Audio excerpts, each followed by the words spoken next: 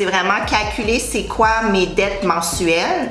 C'est sûr que ça prend dans mon budget. Fait que si j'ai pas ces dettes-là, mais le 500 $ que j'ai sur mes dettes, je pourrais me le permettre en hypothèque. OK.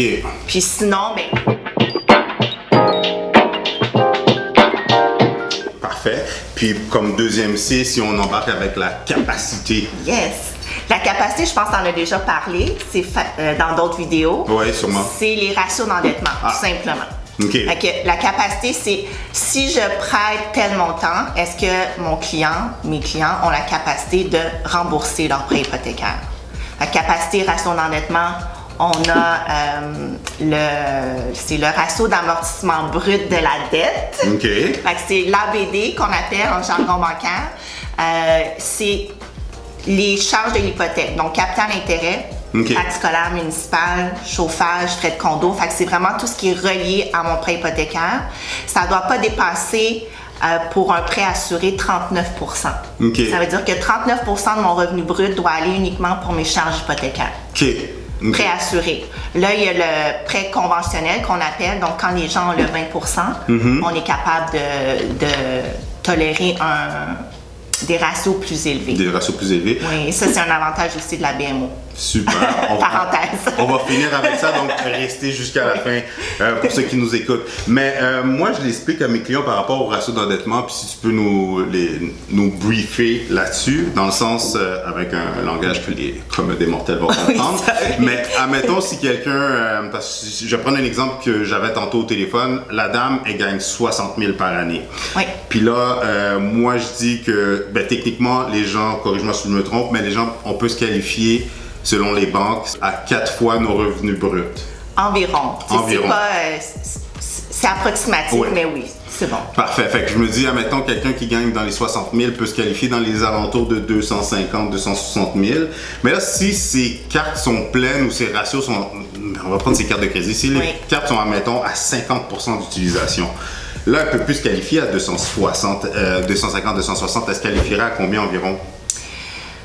Écoute, je vais pas rentrer exactement combien, là, mais c'est vraiment juste, si on dit le ratio d'endettement, mis à part l'hypothèque, si les gens justement ont des dettes, donc des soldes sur leur carte de crédit, marge de crédit, prêt, mais dans le fond, tout ce qui est le versement mensuel, si on dit mes dettes coûtent 500 $ par mois, mais automatiquement, je vais aller réduire ma capacité d'emprunt de l'autre côté de l'hypothèque de 500 $. De 5. OK, ouais. C'est vraiment calculer c'est quoi mes dettes mensuelles. C'est sûr que ça prend dans mon budget. Fait que si j'ai pas ces dettes-là, mais le 500 $ que j'ai sur mes dettes, je pourrais me le permettre en hypothèque.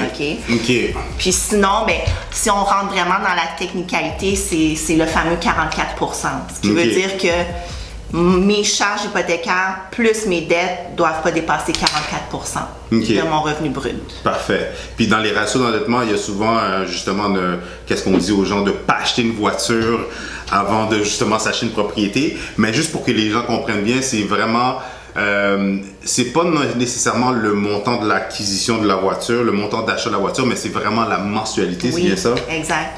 C'est un bon point, ça. C'est vraiment la mensualité parce que des fois, il y a des clients qui vont dire il me reste juste, par exemple, 5 000 sur mon prêt auto, puis le véhicule a une valeur de 20 000, c'est pas grave, tu as quand même un engagement que ça te coûte 400, 500 $ par mois. Fait que peu importe c'est quoi le solde résiduel du prêt, on doit calculer la mensualité. Fait que ça, c'est un bon point, Chris, parce que si on est capable d'attendre, d'accéder à la propriété, puis d'acheter notre véhicule après, c'est l'idéal. Puis sinon, une stratégie que vous conseillez aux gens, c'est carrément, on vend la voiture, on achète. On n'est pas supposé de le faire, mais une fois qu'on a la propriété, on se rachète un autre véhicule? Je dirais, je pense pas que c'est de cachette pour personne, là, mais c'est beaucoup plus facile d'avoir un prêt auto. Il tolère des ratios d'endettement plus élevés qu'un prêt hypothécaire. 100%.